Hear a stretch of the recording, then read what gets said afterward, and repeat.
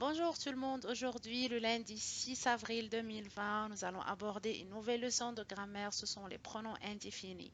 Un, chacun, l'un, l'autre, une, autre, quelqu'un.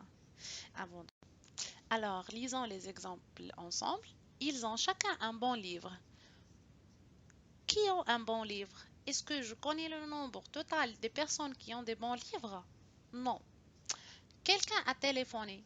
Est-ce que je connais l'identité de cette personne qui a téléphoné? Non. Cherche la richesse à l'intérieur de toi, non chez l'autre. C'est qui l'autre?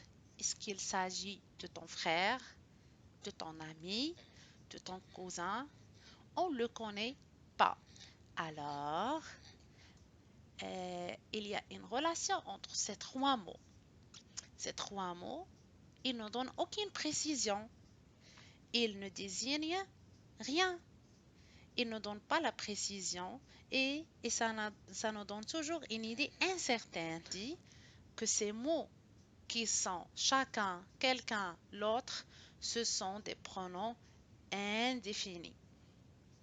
C'est quoi un pronom indéfini?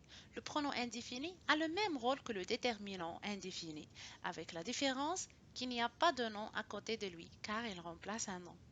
Et voilà quelques exemples. Luc cherche quelqu'un. Chacun doit aider à planter les arbres. Certains pronoms indéfinis sont toujours au singulier, comme chacun, on, quelqu'un, l'un, l'autre. On, le pronom indéfini on est toujours sujet d'un verbe à la troisième personne du singulier. C'est pourquoi on l'emploie en conjugaison à côté de il et elle quand on est en train de conjuguer. On peut désigner les gens ou bien quelqu'un. Au Maroc, on mange beaucoup le pain. On peut remplacer encore nous et on peut dire hier on a dîné chez mamie, c'est-à-dire toi, ta maman et ton papa et tes frères, vous avez dîné chez votre grand-mère, c'est-à-dire le pronom nous. On l'a remplacé avec on, mais le verbe conjugué est toujours aux troisième personne du singulier.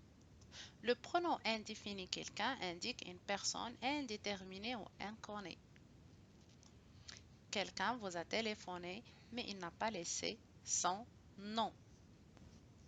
Pour conclure, le pronom indéfini désigne d'une manière imprécise des personnes ou des choses. Il remplace un nom introduit par un déterminant indéfini. Voilà les exemples. Quelqu'un a fermé la porte. On parle tous la langue française. Tu dois respecter chacun de tes frères.